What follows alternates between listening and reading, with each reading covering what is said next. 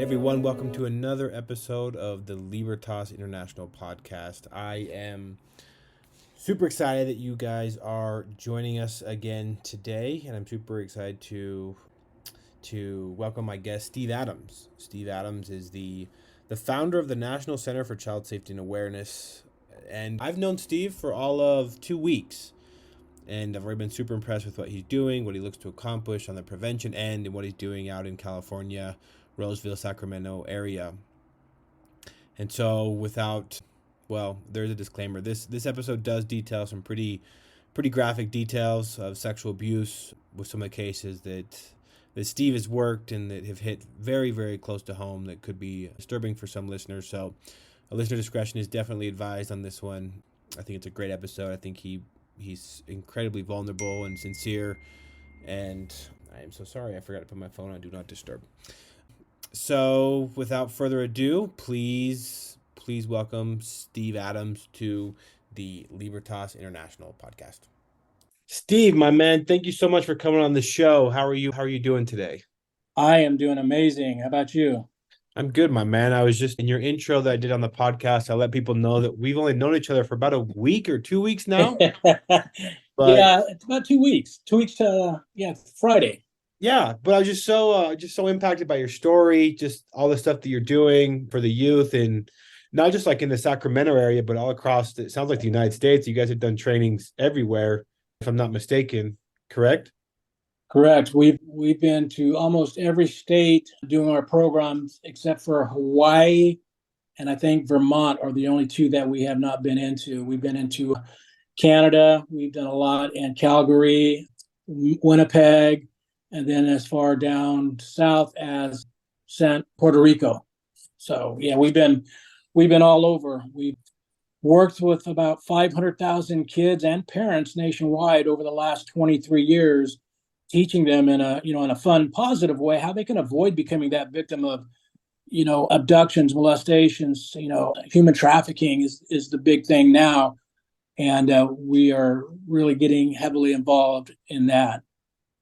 Yeah. Well, I'm glad you gave me a good segue, bro. You must have known we were going to talk about it or something because I want to hear. Like your resume is just crazy to me because you had your career in law enforcement, then you got 23 years continuing the fight of justice, and you look a day over 40. Oh And man, you're awesome! I'll come on your show anytime. so I'm not sure how it translates with 20 years in law enforcement and 23 years in this nonprofit, but let's get into your story and tell me about you and where you grew up, what your life was like, and why you chose a career in law enforcement. Yeah, I was born and raised in San Jose, California, on the Bay Area. Grew up there till I was about, I don't know, 8, 9 years old. Grew up on a ranch, cattle ranch. Did the rodeo circuit for quite a long time, riding steers, and then graduated from steers to bulls. And that was a lot of fun. And growing up, I always would watch Adam 12 or Emergency. And so for the longest time, I didn't know what I wanted to do. I knew I wanted to do something in public service. And I just couldn't make up my mind if it was the police or be a paramedic firefighter. So I ended up going on a ride along with San Jose Police Department when I was, like I said, probably about 12 years old, 13 years old. And, with their police department. And I loved what they were doing. I just loved it. So the fire department didn't offer anything like that. So I decided, okay, I think this is what I want to do. Then my mom and dad moved up to the Sacramento area, and I became an Explorer Scout, which is part of the Boy Scouts with a law enforcement agency. And in my case, it was the Placer County Sheriff's Office, where I live in Roseville. And that's what really got me hooked on law enforcement. I mean, I was still in high school. I think I started with them when I was about 15 years old. And I worked patrol as much, if not more, than some deputies. And I worked with a deputy, and I had a blast, man. It just fueled the fire of what I wanted to do. So that's where I started to lead my career, is in law enforcement. And like I said, I had a blast doing it. I actually ended up doing 35 years total in law enforcement. I taught at the police academy for 12 or for 10 years. I taught patrol. I taught ethics, morals and ethics, the career. I taught the California State Investigators Academy. I taught the Corrections Academy, and then I taught the regular police academy. Involved in every of law enforcement, and that was while I was still working. So I worked my way up through the ranks. I started off in a very small city in Northern California called Wheatland. I worked there for a couple of years, boring as heck. My biggest call was a barking dog, and that just was not, that wasn't doing it for me. So, like I said, watching Adam 12 and all those, fun shows like that, I really wanted to go to Southern California and work down there. And so I applied, for several departments down there, got accepted for several departments down there, and I ended up choosing Oceanside Police Department in San Diego County. And I worked down there for quite a long time, worked motorcycles, worked investigations, and then my last job was canines. I worked canines down there, which was one of the best jobs you could ever do besides motorcycles. And it was just a blast. So worked down there for several years, and all my family lived up here in Roseville, Sacramento area, Northern California. And I thought, I'm starting to have my kids now, and they're away from their grandparents and aunts and uncles and all that. So we decided to move back up to Roseville, and accepted a job up here with the Sacramento County Sheriff's Department, and worked there for a while and worked my way up through the ranks. And then I ended my career in 2014 as chief of police for a small department in Northern California. So, yeah, I actually was one of the youngest people to get involved in law enforcement as a sworn police officer. In California, back then in 1979, you could actually become a sworn police officer at the age of 18. And so I applied when I got out of high school. I graduated early from high school, graduated in February of 79. And by September of 79, I was working as a police officer at the age of 18. So I've been in the career a long time, and I do private investigations now, along with everything else I do. I'm actually working a homicide case right now in the Bay Area. So it just keeps me busy in what I do. Well, that's crazy, bro. I didn't know you spent 35 years doing that. That's awesome, and I didn't know that about your story. But I'm curious about one part of your story. How do you go from, you mentioned like the canines, the motorcycles. What happened in your career? What case impacted you where you saw the crimes against children and you were like, that's something that I want to continue to support and continue to fight against, even after I turn in my shield and turn in my badge and my credentials? Like, what happened, or did something happen, or have you always wanted that, or did a specific case that changed the trajectory of your life's path, or what happened to where you started working to prevent exploitation and sexual abuse? Yeah, that's a great question. In the late, I think it was 97, 98, somewhere around there, I was working investigations. I was actually a sergeant in charge of investigations, crimes against kids, and actually crimes against people. It was adults as well as kids. I had received a note on my desk that a school resource officer was victimizing kids. So it was my first run-in with a law enforcement officer that had been accused of doing these type of crimes. So I got to work on it and found out that this guy was, well, let me back up a little bit. What he would do is he was a school resource officer on a high school campus as well as a middle school campus. They were on the same property. So you'd have the high school at one end and you'd have the middle school at the other end. So what this guy would do is he would get on the school computer, look for kids, all boys, that were doing poorly academically as well as socially. So having a hard time making friends and horrible grades. What he would do is he would approach these kids and spark up a conversation, letting them know, hey, I'm going to do everything I can to get your grades, help you get your grades up, and also to teach you how to be more social and interact with people at the school, the other kids. So the grooming process started at that point, and he did this to 6 kids, and he groomed them to the point where they wanted they wanted him to meet their moms. They were all single moms, single parent moms, no dad involved in the picture. So what he would do is he was not only grooming the kids, but he was also grooming the mothers. And he got close to the mothers. They would invite him over for barbecues, camping trips. He took his time. He was very, how do you say, he was very patient when it came to working these kids and these mothers. So by this time, a few months went by. By this time, the mothers had trusted him, the kids had trusted him, and then that's when he started to start victimizing these kids. He would bring them over to his apartment, have sleepovers, and that's where all the victimizing, the sexual assault would start. So after the investigation, I was able to get a search warrant of his apartment. And here's the sad and the gross thing about this is when I walked into his apartment, it was a 1-bedroom apartment. You walk into the living room, there's no furniture, there's no TV, there's nothing there. There was a small table in the kitchen, dinette area. But you walk into his bedroom, there's a bed, a chair, and a television. So I see all that. I open the closet door inside the bedroom, and no kidding, from floor to ceiling, there are pornographic movies involving kids, animals, adults. There are books.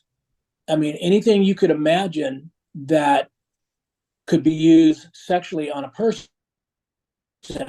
he had in his possession in that closet. So at that point, I was able to get an arrest warrant for him. And unfortunately, another officer that was his friend found an arrest warrant and tipped him off, and he fled to Michigan.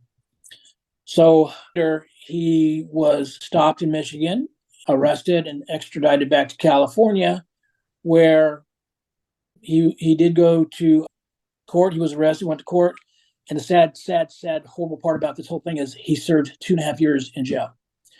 And I was pissed. I mean, I was, because these kids were affected for the rest of their lives. So that was the one case that really stood out in my mind.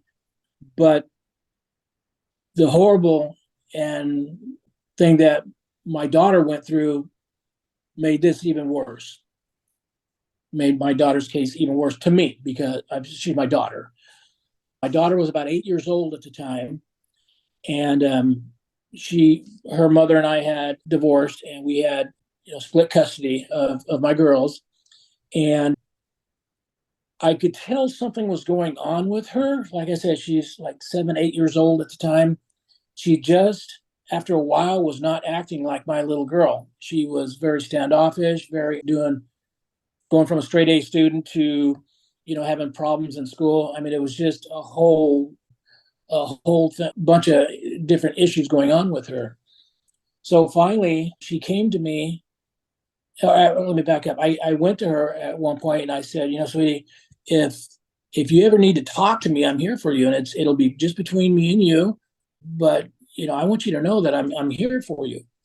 She broke down, started crying, and told me that my ex-wife's live-in boyfriend had been sexually abusing her for about a year. And to the point where he would tie her to my ex-wife and his bed because he had eye bolts in the wall, and he would tie her up when my wife or ex-wife was at work and do these horrible, horrible things to her. So when she finally told me that, he fled like the coward, he is. He fled and filed a report with law enforcement. Never done. He was never arrested. He was never held accountable for what he's done. So another sad part about this is, and I live with this every freaking day, I was a sergeant in charge of crimes against people, crimes against persons. That includes kids. I missed the signs, and I should not have missed the signs. I should have been there to protect my girl, and I failed her. And I live with this every day, every single day. I think, what can I do to make sure this never happens to a kid again? And that's why I started the National Center for Child Safety and Awareness. I did a lot of research, after this happened to her, and getting her help. And there were a lot of great reactive organizations out there that are there for the parents, for the families, for the kids after the fact. But I couldn't find any organizations out there, any companies that were proactive, that would go out there, teach kids how to avoid becoming that victim. That's why I created, the National Center for Child Safety and Awareness, and that's what we do. We go into schools, churches, different community events, and we teach kids in a fun, positive way how you can avoid becoming that victim. And we have fun when we go in there with these kids. I mean, we have a blast.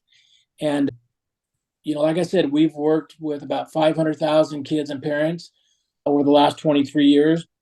We do our child safety seminars in the, like I said, schools, churches, but then we also do adult seminars. We just had one not too long ago. And we go into reality of what's going on in the world when it comes to crimes against kids and what they can do to help protect their kids. So there's two different, there's actually three different seminars that we do, because we do the elementary schools along with the middle schools, and then we also do high schools. High school is a totally different animal because teenagers know everything, so it's kind of hard to go in there and teach them, something when they already know everything. So we have to go in there with a different mindset, and that mindset is, we know you guys are older now, we know you guys can take care of yourself, but we need your help working with the little kids. If you see something going on with them, we need you to step up and help them. I don't care how I got the information in their head. It's there, and they know that they will be able to use that information for their own safety if it ever comes down to it. So that's pretty much it in a nutshell. Well, thanks, Steve, for sharing all those stories and like just getting so vulnerable with that. And I definitely like what happened to your daughter. Two comments. One is that I totally get the feeling that you feel where it didn't happen. I don't have any kids, but I lived out in the Dominican Republic for a few years, met some little girls down there that I would consider part of my family, along with a bunch of other people, as I was a missionary out there. And a good percentage of them were being sexually abused as well. And they told me later on, and I totally missed the signs, and I still live with that.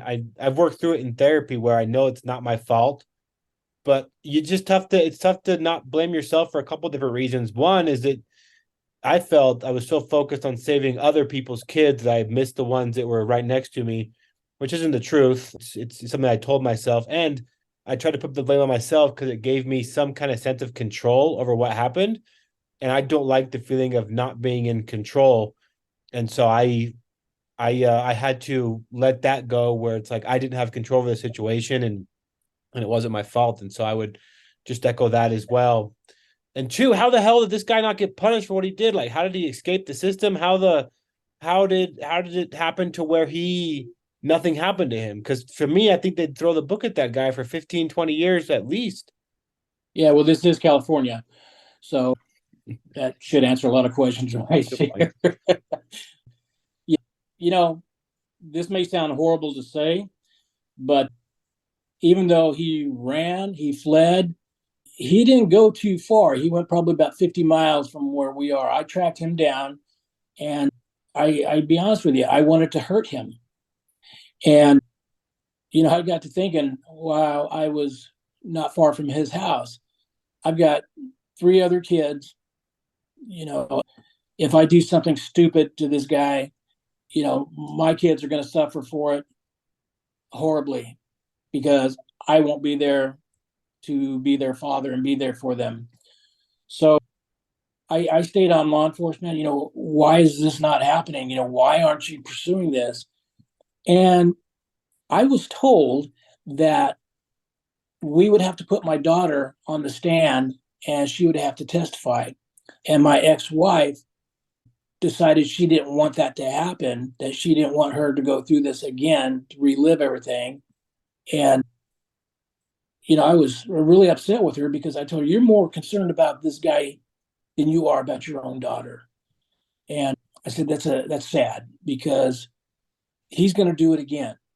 These guys don't just do it once and get caught the first time they do it. They go through many, many victims before they're caught for the first time. And so all that, with my ex-wife telling law enforcement, we're not going to pursue this. And then I went to law enforcement and said, look, we need to pursue this guy. He's going to reoffend. There's no doubt about it. And they didn't want to take it any further. So they said he's not even in our area anymore. He's living about 50 miles away. And, we don't really think he's going to come back and reoffend your daughter. I said, it has nothing to do about reoffending her. It has to do what he's already done to her. He offended. Yeah. It happened. Like he did it. Yeah. It's already happened. So we need to put the bracelets on this guy and put him in jail and get him off the street before he hurts another kid. And, that's one of the things that we talk a lot about with the adults when we do these seminars is, these monsters don't just offend one kid and then they get caught or they're going to stop. Once they get that first victim, that first feeling, it's going to continue and it's going to continue over and over and over and over. Even if they get caught, then they're not going to stop. They're not going to stop at all. When I was working investigation, I had a case where the guy was sexually assaulting teenage girls, 13, 14 years old was his favorite age, 13, 14 years old, and ended up arresting him. He did go to prison, and he contacted the DA's office that prosecuted and said, would you be willing to release me early from prison if I do the chemical castration? So the DA's office called me because, like I said, I was the arresting detective on this. And he said, what do you think? I said, I don't think it's a good idea. So, and I explained, my reasons why I don't think it's a good idea. So they went ahead and released him anyway under the chemical castration. And I told the DA, I said, I will follow this guy. I'm going to stick on him like glue. And I want to see if he's going to reoffend. Sure enough, after he was released, he was out for probably about 5-6 months.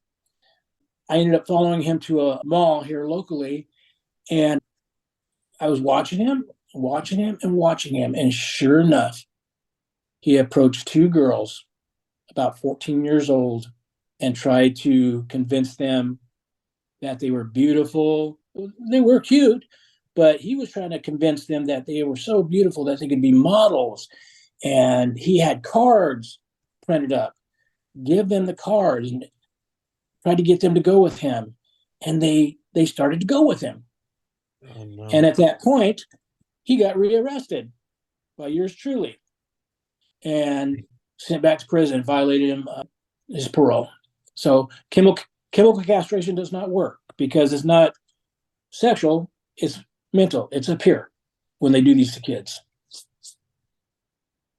Well, that is, dude, that's wild. That just it leads in, it kind of goes into like my next question where I get this question all the time on every podcast that I'm on every interview that I do, every time I'm at a fundraiser. I always get asked the same question: what can parents do to keep their kids safe? And I give a pretty standard answer that probably covers not everything, but a good basis of the online communication, like knowing who your kids are communicating with via social media, trying your best to keep up with these apps, and then being mindful of your circle of trust of aunts, uncles, parents, cousins. I'll probably get more cases, at least here locally, kids that have been abused by close family members versus strangers. And so I'm just curious, like, what advice would you give to any parent listening to this? How to keep kids safe from predators? What advice would you give? We tell our parents, communication is key.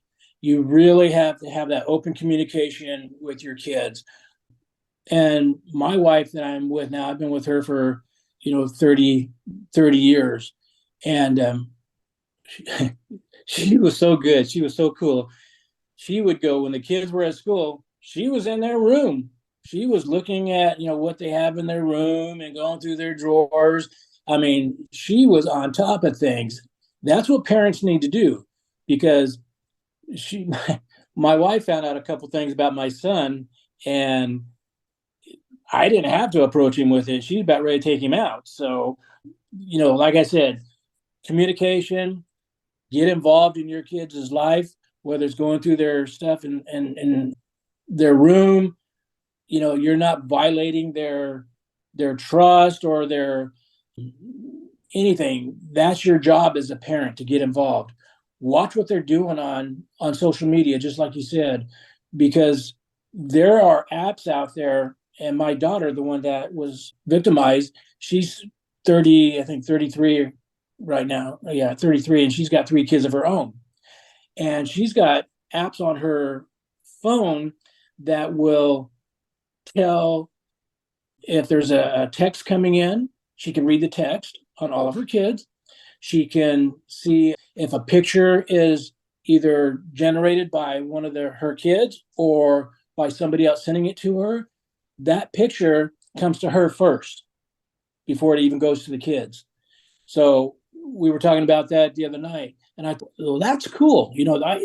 Parents need to do that, and they're not. Parents are so worried about upsetting their kids, and parents right now are so they want to be the kids' best friend. You can't do that. You got to be a parent first. When they become adults, then you can become their friend and their parent. But you got to take the bull by the horns, and you got to really get into their life and be a part of their life. Otherwise, you're going to lose that kid.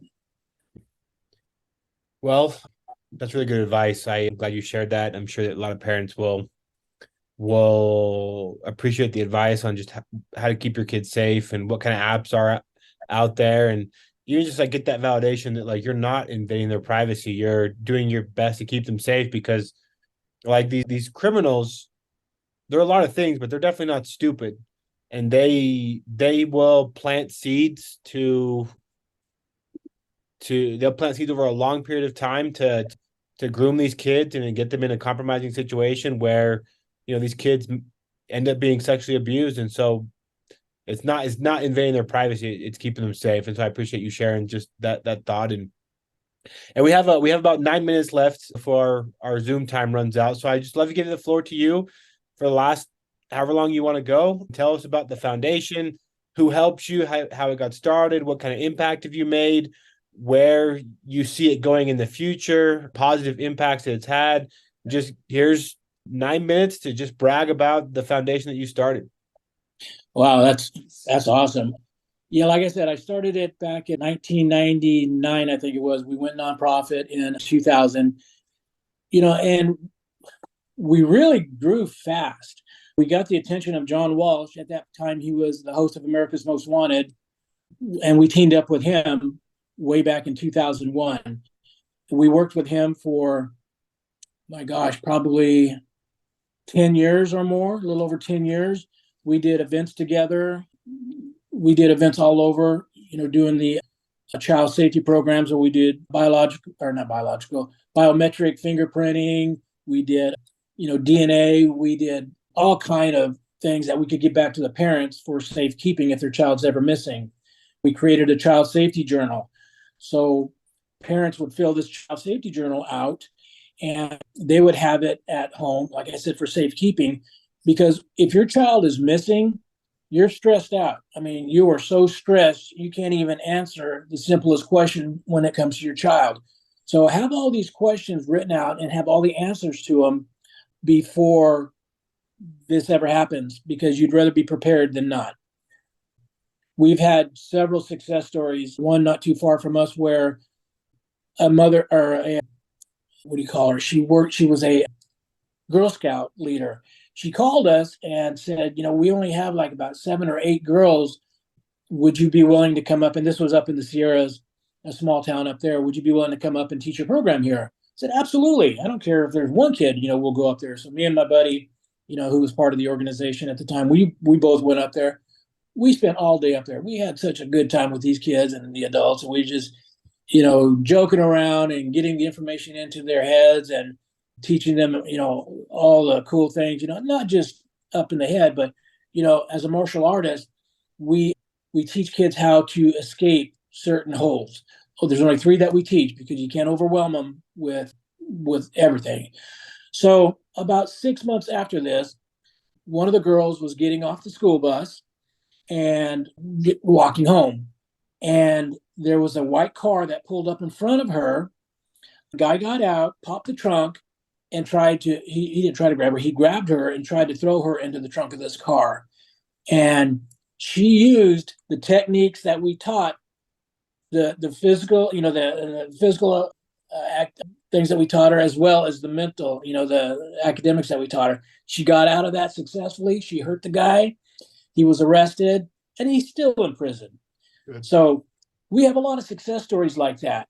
Like I said, we've been around. October will be, this is October. It's been 23 years today, or this month. So, COVID really made us have a standstill, because we're just now starting to get back into the schools and doing adult seminars. We just, like I said, did one of our adult seminars not too long ago. So, we're just getting back into doing that again. And my goal is to continue to teach kids in a fun, positive way. We have great board members. I've got a detective that's on our board. I've got, a gal from Desert Capital who's, part of my board that, it's a money management thing. I mean, we have a principal from a high school on our board. We have another Annabelle, you'll meet her tomorrow on our show. She is a survivor of domestic violence. She was stabbed when, her ex, and then she's probably going to tell her little story about how she was married to a pedophile and didn't know it.